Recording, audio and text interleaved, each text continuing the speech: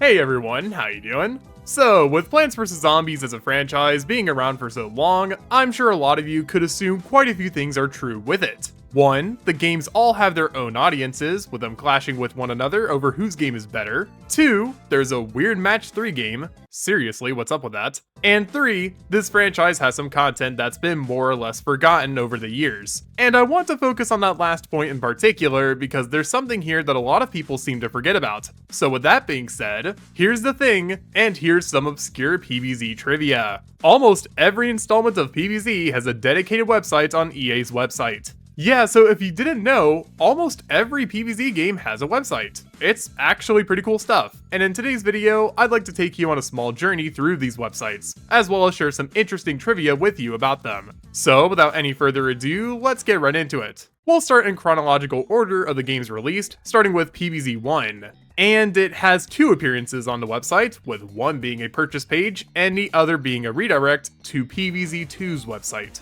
Okay then, moving on. Alright, obviously I'm joking, we can use a Wayback Machine here for the second link. And I'll admit this is a little bare bones, but it does give us an idea of what the website was. And it's about the same as the other PVZ1 website, only this one has more details on it regarding what the game is about. It's not much, but it's still pretty neat. Next up is PVZ2, and this has quite a bit to dissect. First of all, there's some news on PVZ2 that gets updated a bit, and it's all PVZ3 related, with the last update being almost a year ago. Great start. There's also a newest trailer section, which is for my favorite little crew, the Mints, but that's just the starting page, we have more to cover here. The features page tells you more about the game, the plants page shows you a list of every plant that was in the game during modern day's creation, at least that's what it seems like, as well as a list of the Mints, or at least I think it's supposed to have a list. It's just filament.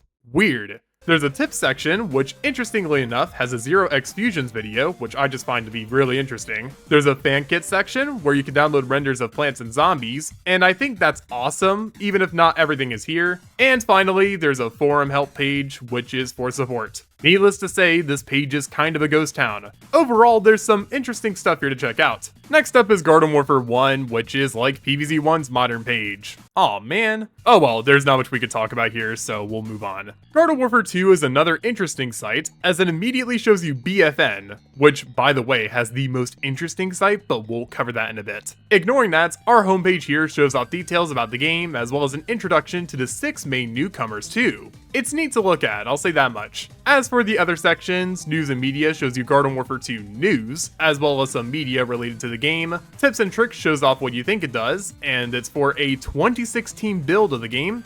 Nice. Events shows off the various events and specialties for the game, even if some of these are no longer around. And finally, forums is exactly what you think it is. It's just forums for the game. It's not much, but considering how Garden Warfare 2 hasn't been actively supported since 2019, I'd say this is a pretty decent website for it. Now, as for heroes, it's rough. Look at the font they chose to greet you. Ugh.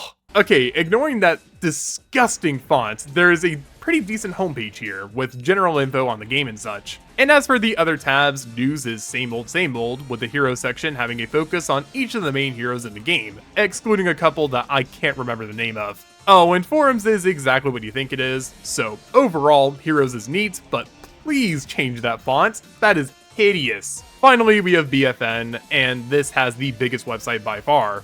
And oh, this could be a video on its own. Starting with the homepage, we've got the usual stuff going on, only here it's a bit bigger with more stuff about the website. We'll go through all of it, so let's dive in. The About section has general info on the game, such as characters, features of both versions of the game, maps, and system requirements. Something interesting to point out here is that there's small descriptions for each character, which I just find to be really interesting because we never got these in-game.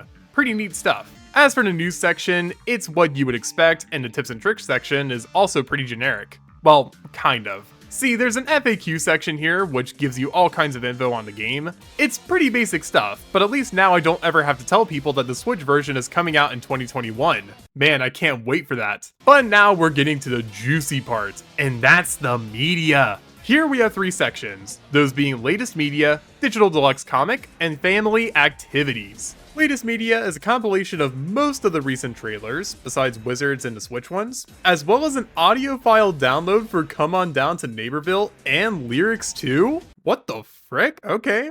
Then there's the live stream archives, which is something that I will totally make a video on eventually because they are so fascinating to me. And finally, we have some screenshots and wallpapers for the game. The comic section is for the deluxe edition players, and I don't think I can really show any of that on screen, so buy it yourself if you want to see the comic. But finally, we have the family activities. And this is by far the most interesting part of any of these websites because BFN has a lot of them. We've got holiday cards, paper crafts, gift tags, and hey look, some printable activities too. You notice that one right there, the matching game? Yeah, there's an ability here that didn't make the final cut, and it's that. Wow, nice one, PopCap. So that is a basic rundown of the PVZ websites hosted by EA. These are weird and pretty obscure, and generally not too interesting. But that being said, they are still a topic that I've wanted to cover for a long time, so I'm glad that I finally talked about them. I know this video might not be the most interesting thing in the world, but that's fine by me, as long as I got to talk about silly websites for a silly franchise. And with that being said, I'll be ending this video here.